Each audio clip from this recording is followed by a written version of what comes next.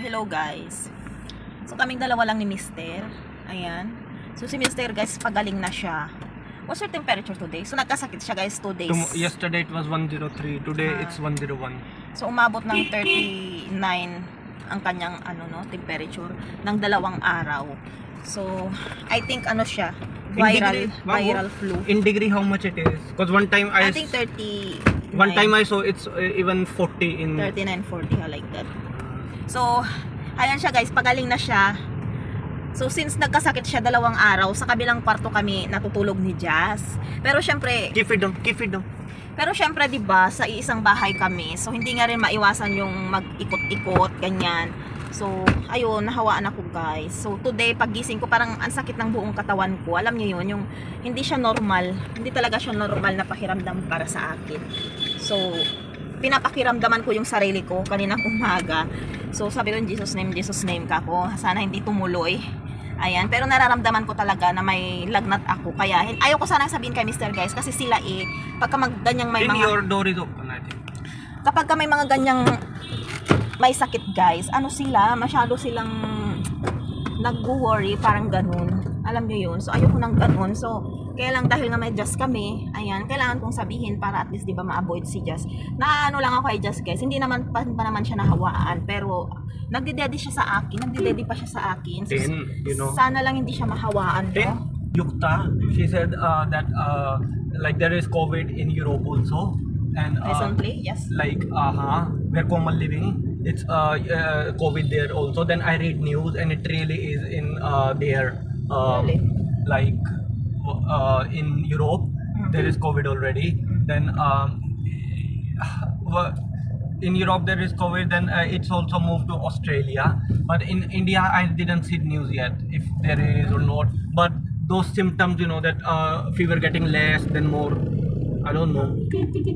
I hope it's not. Ayan. So sa UK daw guys, because it's contagious, it can't be dengue or malaria, because dengue and malaria are not contagious to each other.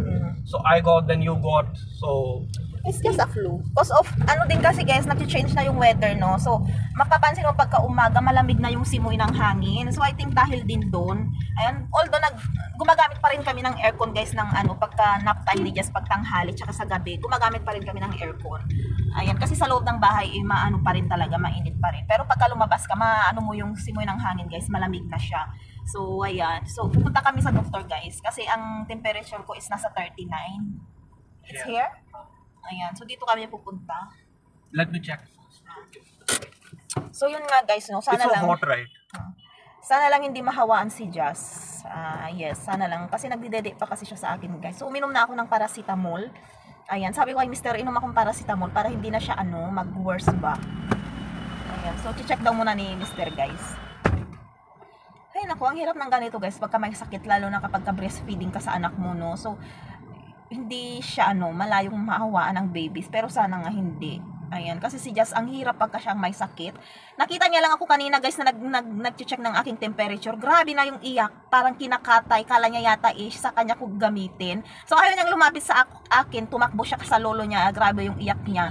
Hanggang sa nilabas na siya ng lolo niya kasi ayaw niyang tumigil, no. So may phobia talaga siya guys sa mga ganitong pangyayari. Ay nako, sana lang talaga hindi siya mahawaan kasi super hirap pagka si Jazz guys. Hindi halos di siya makainom ng gamot. Kapag siya ang may sakit, yung alam niyo yun, pahirapan, tapos pahirapan na nga, pagka ininom niya, sinusuka niya rin, so useless.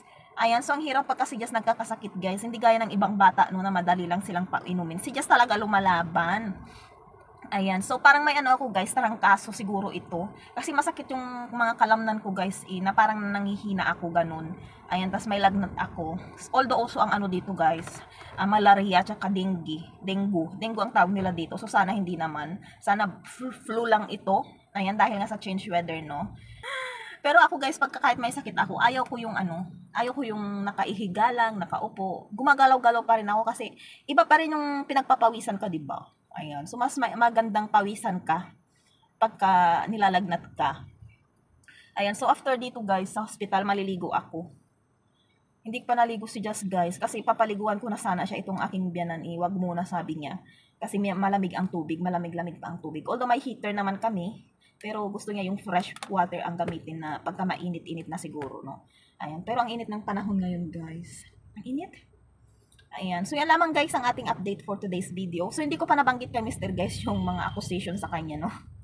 Kasi kagagaling niya lang sa sakit. So, ayaw ko namang ma-stress siya. Or hindi naman siya ma-stress. Kasi tatawanan niya lang naman yan for sure. Ayan. So, hindi ko pa siya sa kanya nabanggit. Hindi ko alam kung nabasa niya na yon yung post ko today. Kasi pinost ko yun na may mga nagsasabing nakita siya sa ganyan, ganito, ganyan. So, nakakatawa lang guys, no? Yung mga ibang kababayan natin na ganun. Yung sure na sure sila na yung nakita nilang tao yung taong hindi naman nila kilala, ganyan, na porque kamukha lang siguro, sasabihin yun na yun. So, ay nako talaga naman. Pero yan ang buhay sa social media guys, no? So, normal na. Nasanay na talaga ako guys, hindi na ako naapektuhan kahit konti. So, ayan, so, pagkakitaan ko na lang sila kaysa ma-stress ako, no? Bahala sila dyan. So, ayun guys, yun lamang, ganun lang naman ang buhay guys. So, thank you for watching guys. Bye-bye.